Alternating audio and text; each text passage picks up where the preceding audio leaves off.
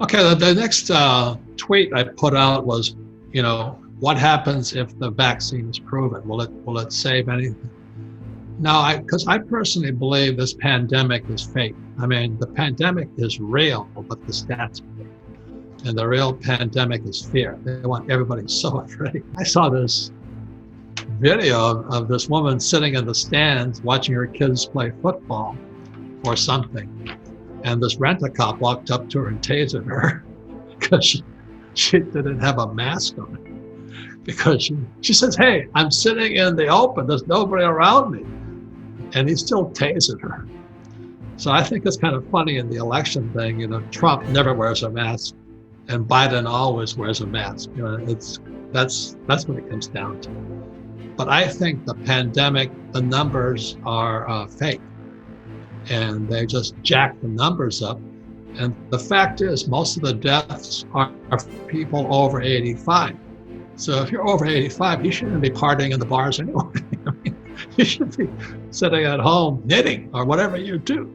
But I just got this book here, The Unreported Truths about COVID-19 and lockdown. This guy, Alec Berenson, is a New York Times reporter. And he calls it, he says the numbers are so fake they can't believe it. And I think the real pandemic is fear. And it's more control over us. But I think the real thing is shuts down the economy. And I think the reason the pandemic exists is to disguise the shutdown in the economy and how the Fed and the U.S. Treasury and Wall Street have ripped us all off.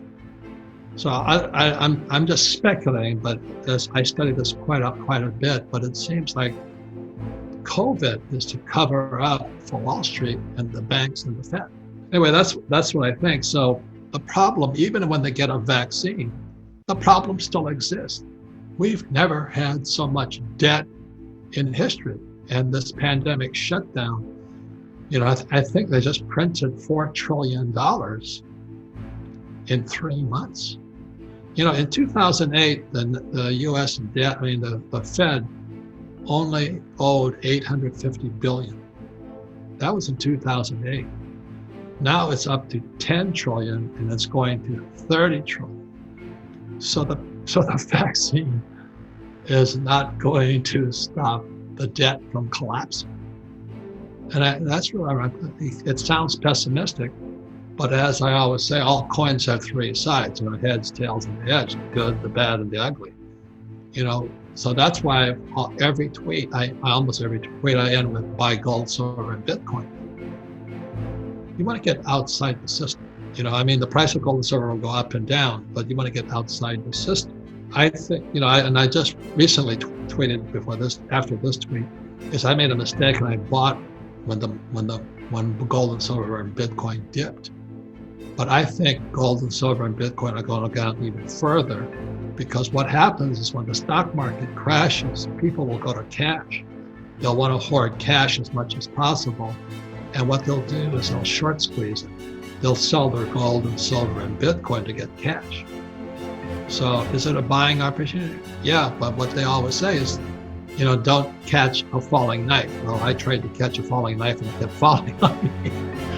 But that's what happens. I get so excited about this whole thing. But anyway, the real problem is the national debt, the bad economy, and a corrupt, the Federal Reserve Bank works for the rich only. You know that, I know that. Because every time they print money, the rich get richer. Unfortunately, every time the Fed prints money, the poor middle class get poor because life gets too expensive. Look at to build a low-income property in Los Angeles County today is like $480,000. So it's going to cost California government $480,000 to build one-bedroom apartment for one homeless person. The price is so high. So wages have not gone up, but the price of real estate has gone through the roof. So is that good or bad? Well, it depends. If you're looking for a house, it's bad news. If you rent rental properties like I do, it's good news. But it's all, again, what Rich Dad stands for is financial education and knowing assets from liabilities and market going up and market going down. So the future is very bright, but the economy is in horrible shape. So that's why your biggest advantage is to be informed, aware, and cognizant of what's going on. There was a guy named John Maynard Keynes, and we were in a Keynesian economy. Keynesian economy means every time the economy gets in trouble, they print money. Well, Keynes changed his mind, but our schools never stop. It's Marxist, Keynesian is Marxist. We just give people money. So when Keynes said, I changed my mind, they said, why? He said, because the facts changed. But our schools haven't changed. And I still think it's the reason Trump is attacked, why there's continuous negative news on CNN, why my Trump signs are stolen, why they're raising taxes on the rich is because we're going to a Marxist economy. I think, Marxist economy is very simply Robin Hood. They want to take from the rich and give to the poor. So these politicians talk to all the pissed off poor people who are homeless or unemployed, underemployed, just lost their job, not getting the stimulus checks. Their 401k is wiped out.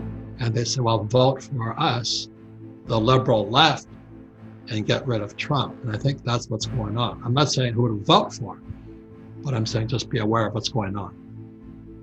So will gold, silver, and Bitcoin go up?